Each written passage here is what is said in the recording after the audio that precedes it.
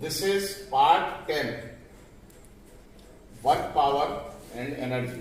Previously also I have given the fundamentals of about this chapter. This is chapter 2 starting, and I have taught you the work done by constant force in the direction when the displacement is in the direction of force. And here is a simple diagram. There is a block A, a piece of wood or any body, and you have applied force F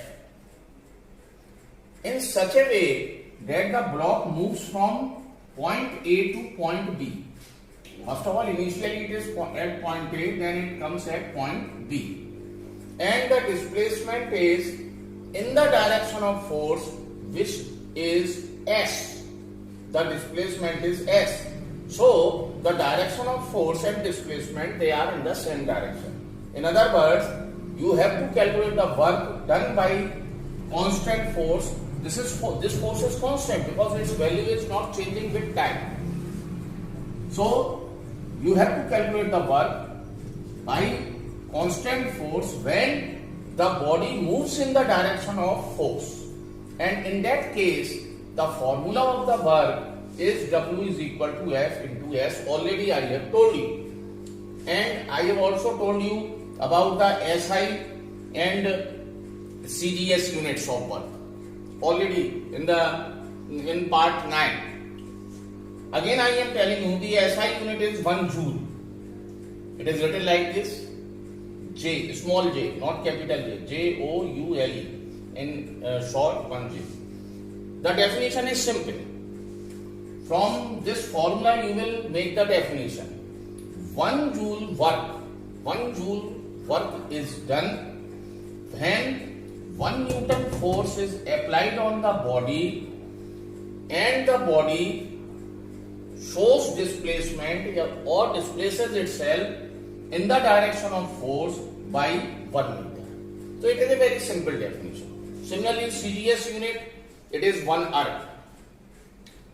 And the definition is also according to the formula that 1 erg work is done when 1 dyne force is applied on the body and the body moves in the direction of force by 1 centimeter. So these are the simple definitions.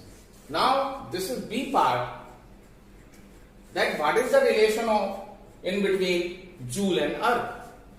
In numericals it is very essential to convert joule and erg and joule. So this relation can be maintained from the formula W is equal to F into S. Here you are seeing 3 physical quantities. You will first of all write the SI units. The SI unit of W 1 J, the SI unit of force 1 Newton, then S 1 meter, then 1 joule itself. Then you will convert these 2 units into CGS values. Their CGS value 1 Newton, already I have told you, that is 10 to the power 5 dyne. 1 meter can be written as 100 centimeter, 10 square centimeter. Laws of indices says 10 to the power 5, 10 to the power 2, 10 to the power 7 dyne centimeter. The short name for dyne centimeter is ergs. So this is the relation. 1 joule is equal to 10 to the power 7 ergs, or take the reciprocal 1 erg, this 10 to the power 7 comes here and it becomes 10 to the power minus 7 joule. So this is all about the work done by constant force, that force which do not changes its value, and the body moves only in the direction of force. Then this is the formula. Work is always a scalar quantity. Because when you apply the force on the body, then it is not necessary that it will move in the direction of force. It can move in any other direction also. So work is always a scalar quantity. It doesn't depend on direction. It has got the magnitude, but it doesn't depend on direction. Now, the next is, there are certain examples where you see that you have applied the force on the object, but I am continuing. There are certain examples where you apply the force and it is not necessary that the body moves in the direction of force. As there is a big box lying on the floor and by means of the rope you are standing and you are pulling that box. Then the box doesn't move in air in the direction of rope, but it moves on the floor. There is a certain angle made in between force and displacement. These are also the cases. Just see here that this is the floor and here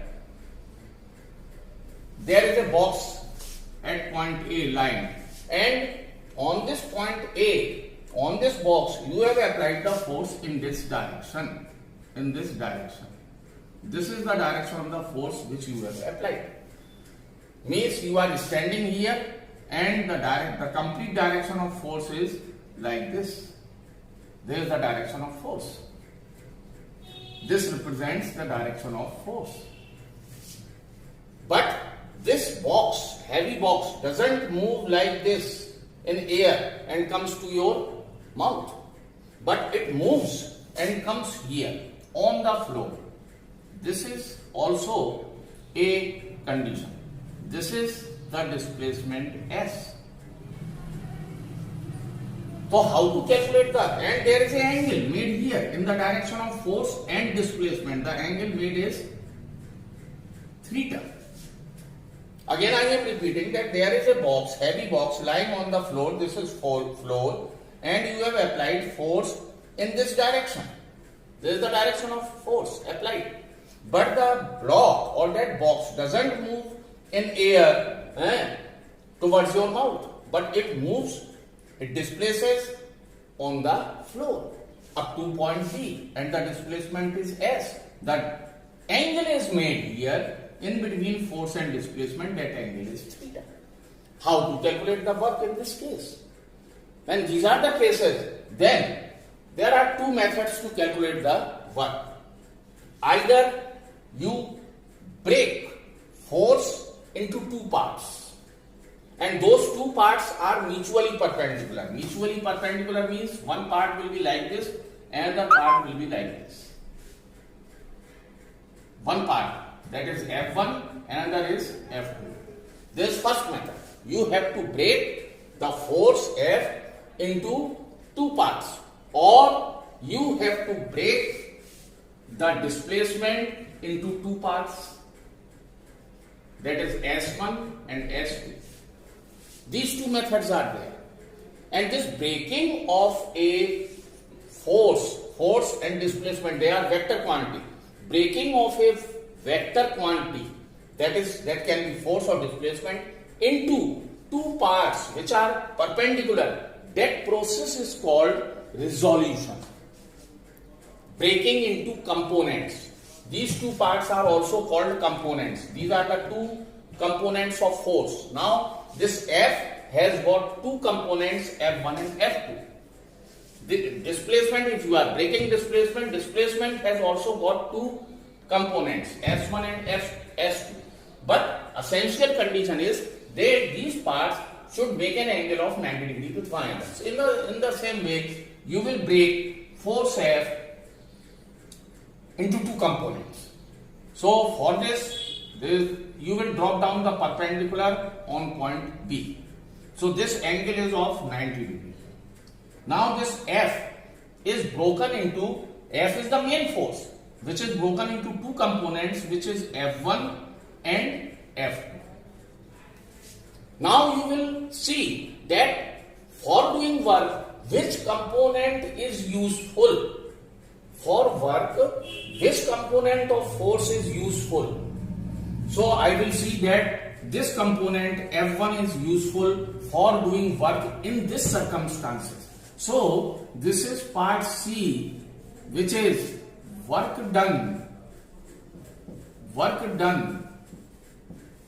by constant force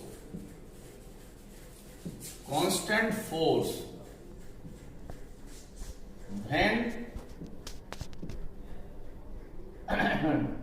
displacement and force makes certain angle. This is the topic.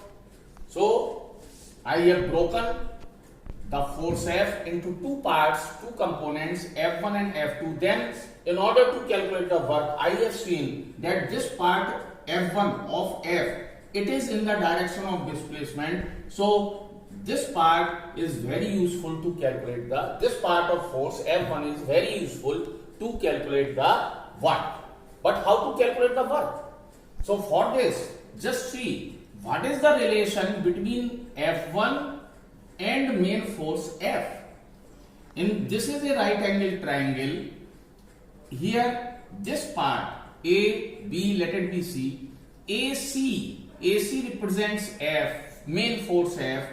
AB represents the displacement as well as the first component of main force F1, and BC represents second component of force F2. But F1 is important. So in this right angle triangle, you will make a relation between F1 and F. F1 is base in this right angle triangle, and F, which is along AC, main force, this is hypotenuse. So according to trigonometry, what is the relation between base and hypotenuse? When the base and hypotenuse are at an angle of theta, and that relation is cos theta, cosine of theta. So first of all, in this right angle triangle, you will calculate cosine of theta, cos theta, which is cos theta means base upon hypotenuse. But this formula you will apply only for force. So base, the component of force in the direction of base is F1. Don't write S, because you are maintaining the relation between the components of force and main force in the right angle triangle. You are applying cos theta only for F1 and F. So it will be base is F1, base represents component F1 upon hypotenuse represent main force F, and then you will cross multiply it. You will get F1 is equal to F cos theta, and then you are able to calculate the work. The formula of work is force applied on the body and displacement in the direction of force. Now for this, which force or which component you will take? You will take component F1. Why? You will not take F2. Why? Because F2 is in this direction, perpendicular to displacement. So you will not take F2, but you will take F1 because it is in the direction of displacement. So the formula will become F1 into displacement S. The formula is same. W is equal to F into S, but here F is the component of F. You have taken F1 because the displacement is not in the direction. So this has become the formula. Now you will put the value of F1 here. It will become W is equal to F cos theta into S, or you will write Fs cos theta. So this has become the formula. This has become the formula when you have applied the constant force. Force is constant, but the displacement and force are not in the same direction. They are making certain things. Then this is the formula. Now, in this formula, the work depends on three things. The first is the force, magnitude of force. The second is displacement, and the third is cos theta, or simply theta, the angle between force and displacement. So in this condition, when you are calculating the work in this condition, then the force depends on F, S and cos theta, these three things. Now, if f and s, they are constant, and may be possible that the theta is changing, then there are certain special conditions of doing the work, and which we will discuss later on. Thank you.